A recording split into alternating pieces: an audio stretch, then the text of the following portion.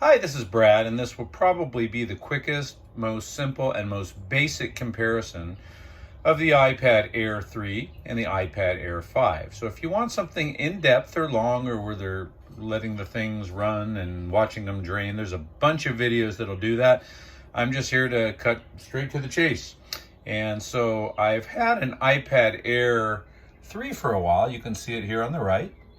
And within the last week, I got an iPad Air 5, which you can see on the left. And Apple had a pretty good trade-in deal with an old iPad Pro that I had, so I decided to give it a try. I love the M1 chip. I have it in my newest version. I think it's the newest version, MacBook Air.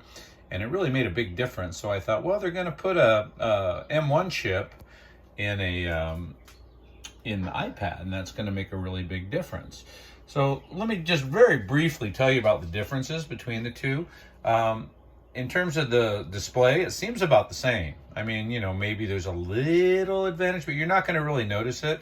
The battery on the iPad Air 5 sucks. I mean, it absolutely sucks. And the thing gets hot. Now, just to give you an example, I was using it this morning. Pretty basic stuff mostly, like editing contacts. I did a little bit of gaming too. But the same type of stuff I do with the 3, and the battery dropped to 60% in a little over 2 hours. Okay, I mean, it's like it's falling off a cliff. And this thing here, I haven't used it quite as long, but I mean, just to even come to 97, 98% took about a half an hour. So there's no question that the battery life is much, much better on the older version, on the iPad Air 3, versus the iPad Air 5.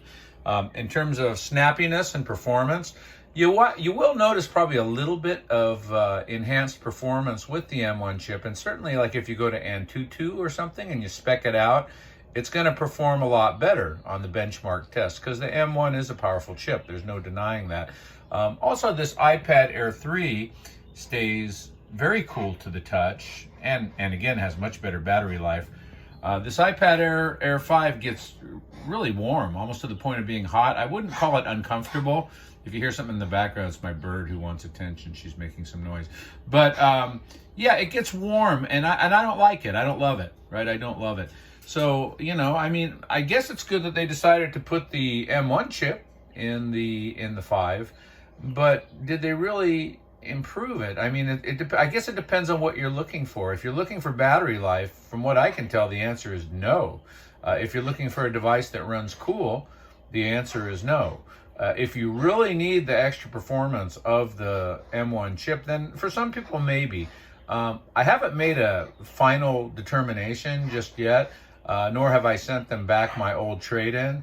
I think that I'm probably going to be taking back the iPad Air 5 and getting a refund for it, which is really kind of a bummer because I wanted to love it and I don't. I love the M1 chip. I love some of the advances that Apple has made, but in terms of the iPad, I mean, does this thing really need the M1 chip? And I think the answer is probably no.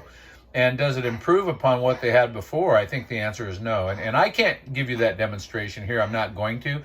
But I mean, if you're looking for battery life, the base, in another YouTube video, you could probably find it. The base iPad, the current version of the base iPad, whatever the inches is on it, outperformed the 5 in battery life by roughly 3 hours in everyday use. Now, does it have the same kind of performance? It does not. Does it have all the features? It does not.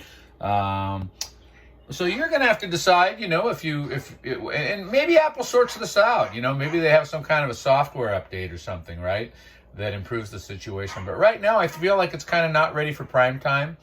And based on my use, granted, only a few days, but this battery thing and the heat is really evident, and it's not even debatable. So I'll wrap it up. I wanted to keep this a brief video. We're still under 5 minutes. Again, there's plenty of videos that'll go through every spec. They'll let the things run for as long as you need them to run. That wasn't really what I'm after here. I'm just after kind of comparing the two. And I got to say, I'm not impressed.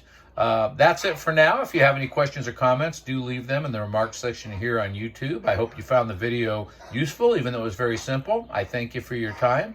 And let me know what you think. If you get it, let me know what your thoughts are. If you have any questions, as I mentioned, you can just leave them in the comments section. Bye-bye.